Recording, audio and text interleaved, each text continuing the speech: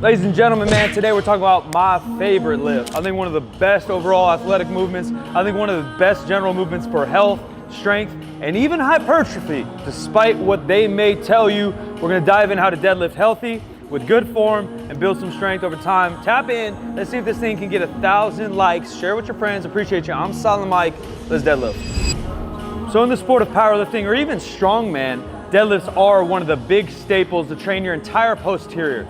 That means that it trains multiple muscles. We're talking basically anything from the back of my heel to the back of my neck. It trains all of those muscles. And I get it, that's one of the knocks on hypertrophy, bodybuilders building muscle, is that you're training so many muscles, which one are you targeting and which one's gonna grow from that? My argument would be if you're training hard enough, big enough weights, closest to failure, we're gonna fatigue all of those muscle fibers and we can still hit what we need to target a certain muscle group afterwards. So if it's a glute day, there's no reason why we can't deadlift real heavy. It's a great hinge movement. Then go into hip thrusts, then go into kickbacks, lunges, step ups, etc., and work our way towards isolation like we would anything else. It is, for the vast majority of people, the lift that you can handle the most amount of weight from. So I think having that general strength actually transfers all the way down to allow you just to move more weight, which again will build more strength and muscle over time.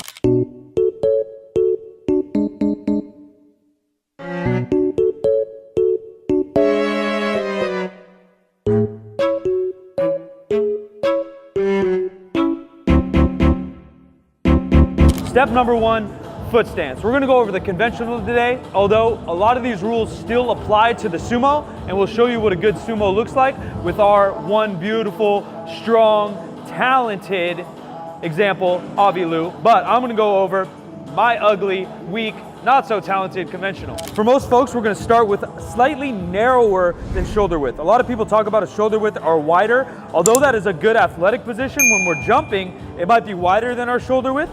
But when we're talking about a deadlift and moving weight, range of motion matters, and also where our hands go. So I'm gonna suggest most folks go an inch or two within your hips, within your shoulders. To start, for most people, it will depend on your length of your femurs, shins, and mobility, but a good place to start is chopping about 2/3 or about half of your foot in half when you look straight down. So that bar, with my vision, I got about maybe 3 inches between my shins and the bar. That's gonna leave enough room for me to drive my knees forward, get contact with the bar, and still use knees and hamstrings to build. The first motion I like to set up is I like to start tension from the ground up. So all we're gonna do is relax. We're gonna bend over at the hips with a very slight knee bend.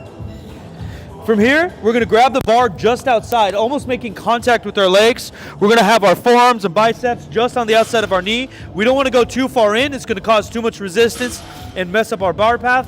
You don't wanna go too far out, because that's gonna take away some of our lats and also make that range of motion greater, make it harder to lift.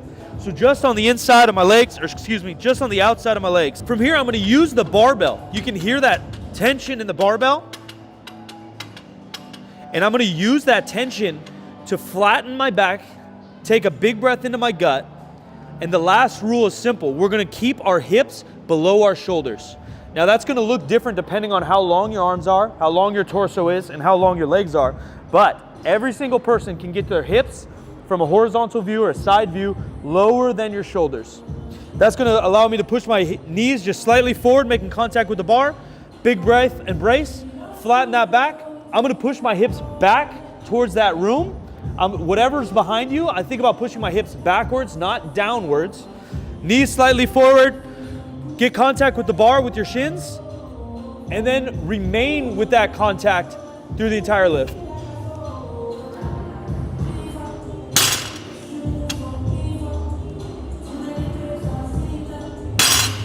Similar to the squat, we're gonna have tension through our entire foot. There's a lot of old school that keeps talking about your heels, your heels, your heels, but I want my entire foot, each pad of my toes, the pad of my foot, and my heels, pushing those toes across, getting as much surface area as I can with my feet on the ground, feeling that ground, and then getting my body weight slightly back. Again, just like the bench, I think there's a lot of misnomers and miscues about what you do with your scapula. A lot of people tend to squeeze their back tight. They don't know what to do. Maybe they're shrugging up. Some people will shrug at the top. The truth is, even in standing, I like to think about having my arms as long as possible. You're almost doing a pec flex. You can flex your lats. If you're a newbie, it's a little bit harder, or even an intermediate, to feel your lats. But the biggest thing is I think about having my arms long like ropes I even flex my tricep to keep safety from my bicep and bending your arms at all. You want the long, straight arms, flex my tricep, flex my trap, and then I'm doing an old school pull down. I'm actually pulling that bar towards my body as I pull. So you get your stance, you bend over, nice big breath, grab that bar just on the outside. We're gonna get our hips below our shoulders from the start, a little bit of tension in your hamstrings. If there is no barbell, there should almost be enough tension that you would fall backwards. From there, long arms, flex my tris, and I pull that barbell into my body like that old school pull down. Then, with that tension, I think about going from 0 to maybe 20, and then I floor it. Big mistake is I see a lot of people going 0 to 100, and just like a powerful car, you're gonna peel out and you're gonna miss heavier weights.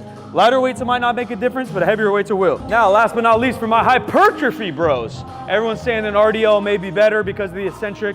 There is no rule, there is no gym God telling us that we can't lower a deadlift with a slow a slow eccentric. So loading up the barbell, controlling it all the way, even tempoed, great for strength and working on your bar path. Also great for time under tension if that's something you want to follow. And then same thing with the concentric. I turn it more into an RDL, I get some weight in my hammies, some tension, as I lower that thing, controlling the weight both ways. Avi is an elite sumo deadlifter, so don't be frustrated if your lifts don't look the exact same as her. But when we're talking about the sumo, there's just a few changes. The obvious ones, our stance width is gonna be outside of our hands now. Our hands are gonna go straight down. The goal of our width of our stance is to keep our knee over our midfoot, which she does beautifully, allows us to use our quads slightly better. With your hands, depending on how you're built, you actually just want your hands to be in straight line to your shoulders. So your arms would make a straight line from the front, shoulders to the bar. The hinging, the bracing, where your hips are is all the same. Depending on how you're built, your hips may be a little bit lower than your shoulders than your conventional pull. But again, a lot of that depends on how you are built. Don't overforce it. We call that wedging, finding the tension in your hamstrings and glutes as we pull our torso towards the bar and set ourselves before the initial raise is we call wedging. And something that's the most common mistake is people over wedging. And what they tend to do is they tend to actually just have a pelvic tilt, which actually isn't wedging. Because one of the cues that's overused is getting your hips close to the bar. And if you don't have the proper body mechanics or body control, you'll try to get your hips underneath you. And now when I'm trying to unlock under heavy load, I'll have to curl my body. What we want to do is have, again, just like our squat, we want to breathe and brace, be as rigid as we can, a straight tuna can from our hips to our shoulders. And when I wedge, it's simply wedging it all at once. It's not over wedging. Over wedging, good position. From there, same idea. Even more so, we don't want to go 0 to 100 on a sumo. We need to have a lot of patience off the ground. It is the least point of leverage to get the weight moving on a sumo. So typically a sumo deadlift will move slower off the ground, but it's all right. Get to 20, get to 30, get to 40 on your accelerator, then you're gonna hit the gas, lean back, keep that weight on your body, and follow through. Now, gripping the bar is a big piece, right? Because a lot of times our body is gonna be stronger than what we can hold on to, especially if you're going double overhand. This is a very difficult grip. The bar tends to roll.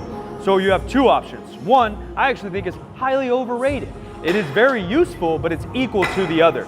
Both of these grips have a time and place, and depending on your comfortability and your overall grip strength, you can have success with either. There's been big weights pulled with both grips.